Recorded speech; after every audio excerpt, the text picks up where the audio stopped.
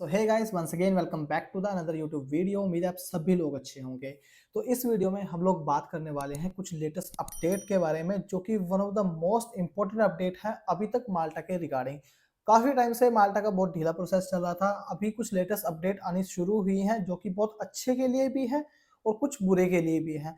लेकिन most of the जो updates हैं वो बहुत अच्छे के लिए हैं और आप लोगों के बहुत काम आएगी जो लोग यहाँ माल्टा आना चाहते हैं या ऑलरेडी माल्टा में हैं। स्टार्ट करने से पहले मैं आप लोगों को बता दूं, अगर आपको स्टडी वीजा माल्टा का अप्लाई करना है तो आप अभी मार्च इनटेक के लिए अप्लाई कर सकते हैं। मार्च और अप्रैल दोनों इनटेक अवेलेबल हैं। जल्दी से जिनको भी अपनी फाइल प्रोसेस करनी है वो अपनी फाइल प्रोसेस कर सकते हैं। लिंक हर चीज का आपको डिस्क्रिप्शन में मिल जाएगा। आपको जो हमारी कंसल्टेंसी है वहां का नंबर भी मिल जाएगा और साथ के साथ आपको मेरे इंस्टाग्राम की आईडी मिल जाएगी। आप मुझसे डायरेक्ट कॉन्टेक्ट कर सकते हो और अपनी फाइल को प्रोसेस कर सकते हो।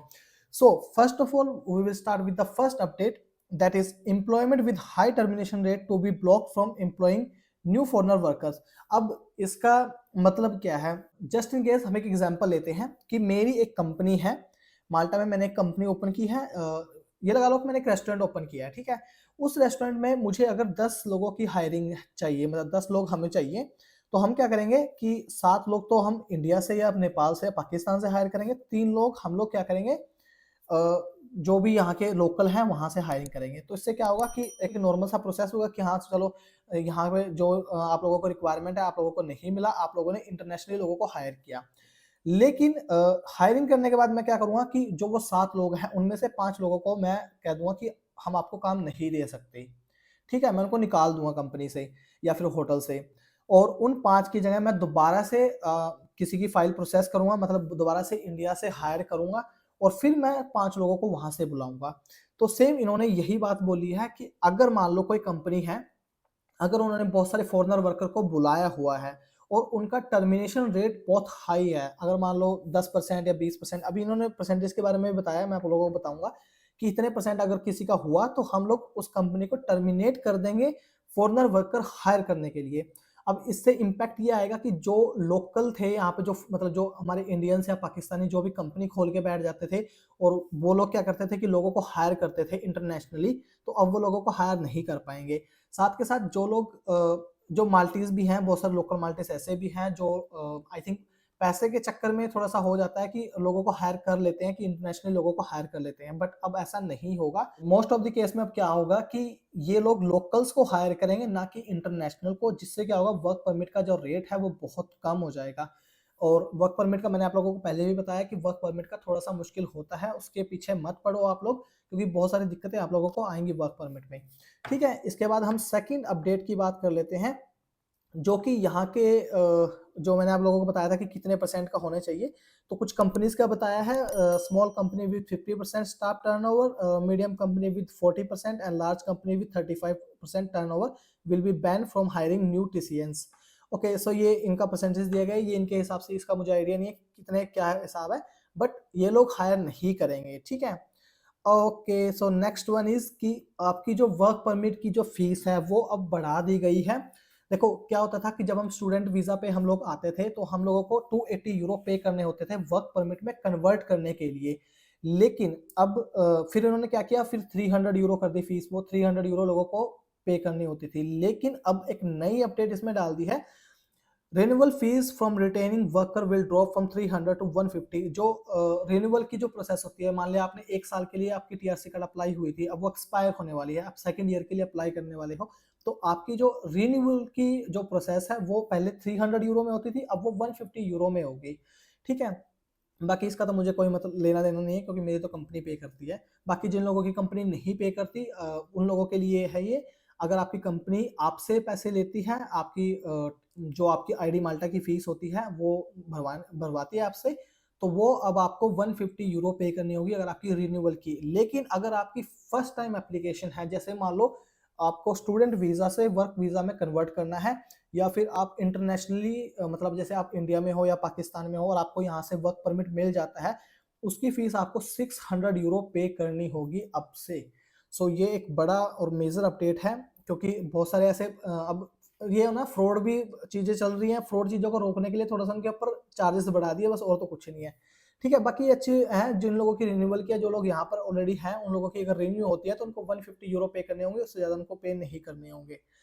ठीक है, और ये सबसे इम्पोर्टेंट जो मैं मानता हूँ कि अब तक की सबसे अच्छी न्यूज़ है, जो लोग भी यहाँ आना चाहते हैं या जो लोग थोड़ा-सा डरते हैं चीज़ों को लेकर, तो उन लोगों के लिए मैं बता देता हूँ कि माल्टा में क्या होता था। देखो, माल्टा की और पोर्चुगल की जो टीआरसी कार्ड है, उन दोनों में फ़र्क क्या है, ये समझो पहले। जो माल्टा की टीआरसी कार्ड है, वो एक कंपनी बेस्ड टीआरसी कार्ड होती है। अगर मान लो आप स्टूडेंट हो, तो आपकी जो आईडी कार्ड होगी, वो स्टूडेंट की होगी।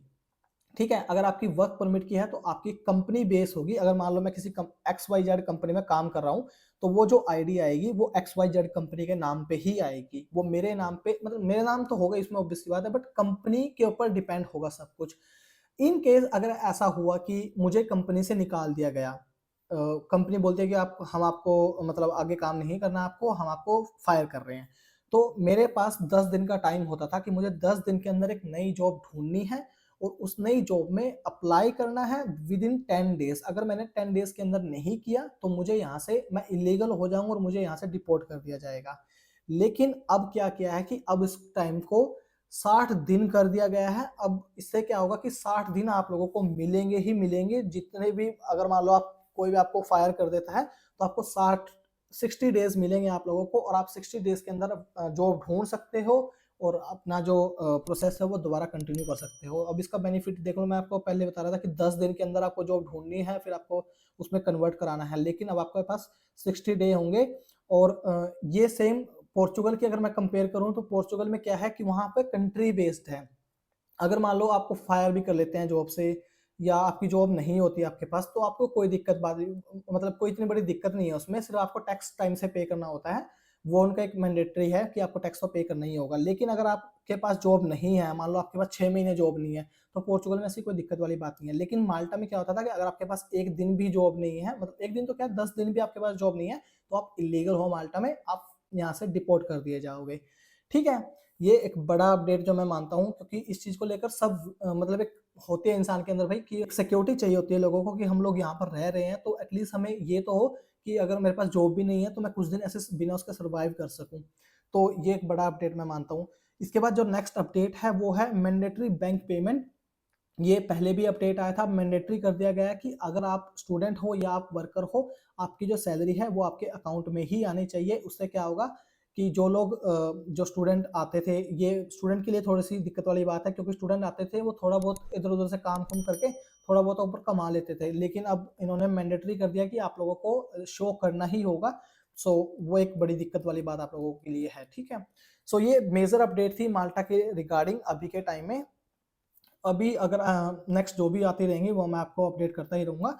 सो अगर आप लोग भी माल्टा आना चाहते हो तो आप डायरेक्टली हमारी कंसल्टेंसी से बात कर सकते हो, आप आ सकते हो माल्टा। आप लोगों के लिए जो भी मैंडेटरी चीजें होंगी वो मैं आप लोगों को टाइम टू टाइम लेके आता रहूंगा।